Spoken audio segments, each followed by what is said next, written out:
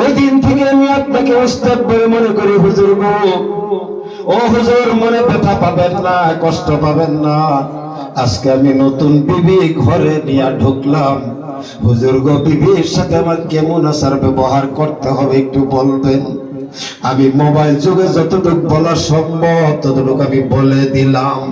ভাইয়ের আমার, বন্ধুরা আমার, বলার উদ্দেশ্য হলো ওই আলিমের নাম্বার যদি আপনার কাছে নিয়ে যান, আরামের বিছনায় শুয়ে শুয়ে কল লাগান, ও আসসালামু আলাইকুম হুজুর গো, ভালো আছেন, খানা খাইছেন, শরীরটা কেমন, শুইছেন না বসা আছেন? হুজুর যদি বসা আছেন একটু সময় দিবেন, দুইটা কথা বলতে চাই।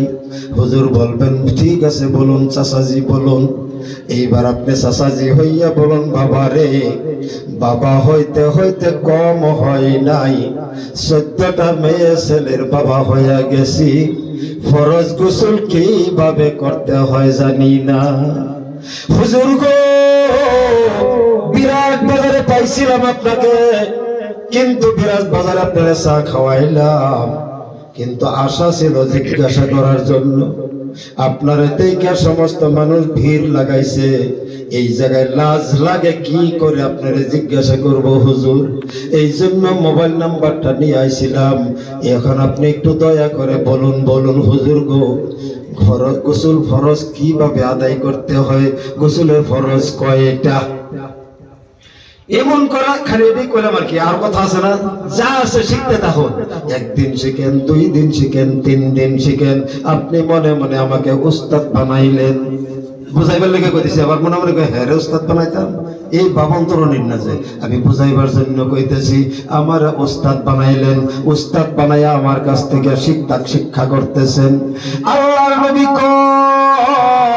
এই বিশাল মাহফিলকে সাক্ষী রেখা, হাদিস কোরআন সম্মুখে রাখিয়া আমি মাওলানা সাইদি সাহেব বুকে হাত দিয়া কইয়া যাই, আল্লাহর নবী কয়, আপনি যদি হঠাৎ করে মরে যান, মানুষ মরে না গো, যদি মরে যান তাহলে আপনি ছাত্র হইয়া মরে গেছেন।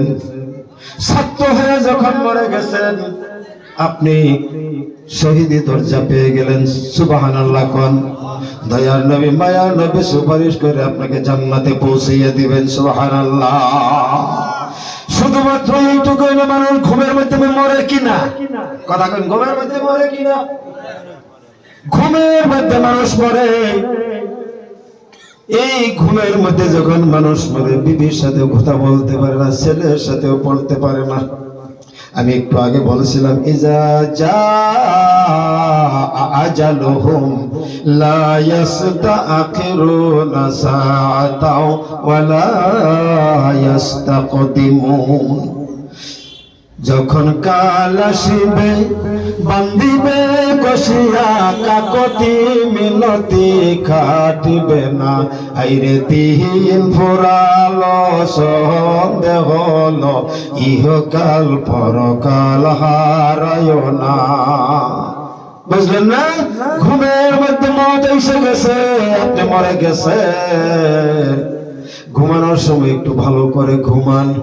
আমার যুবক ভাইয়েরা ঘুমাইতে জানে না, আমার যুবক ভাইয়েরা ঘুমাইতে